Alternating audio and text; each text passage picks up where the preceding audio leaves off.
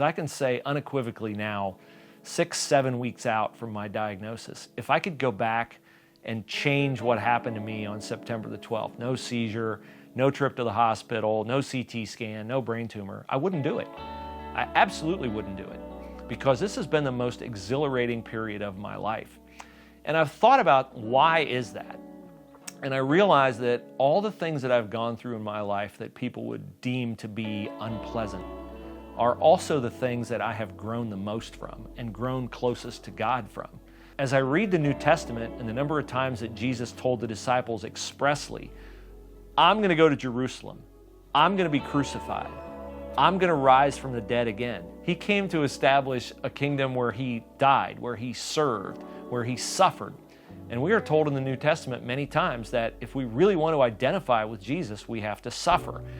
If in my life I had been given the choice up front to avoid every experience that I would put under the umbrella of suffering, if you told me in advance your best friend's going to be killed in your car, you told me in advance your first wife's going to cheat on you, you're going to be divorced, you're going to be lonely, you're going to be depressed. You told me in advance you're going to lose this job, you're going to be unemployed, your economic certainty is going to be taken away. I would have avoided every single one of those things if I could have. But I would also have avoided all of those experiences and what I learned about getting close to God, rededicating my life to Christ, understanding who Jesus is, being able to articulate that to other people. And those are the things that have allowed me to become the person I am, and I think hopefully become the most useful disciple that I can.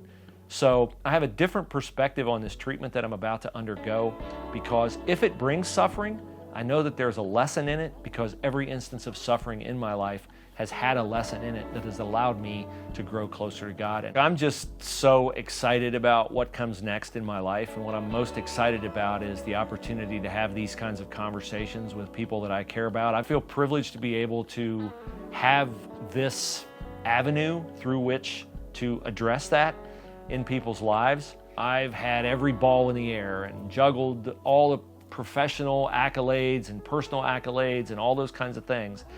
And eventually, all those balls crash to the ground around you, and you realize that the things that you put all your value on are completely worthless.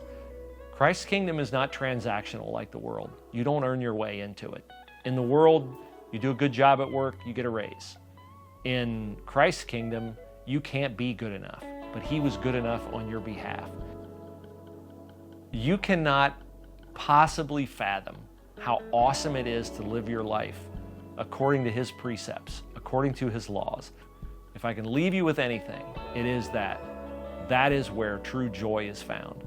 And there's nothing you can do to keep me quiet about it.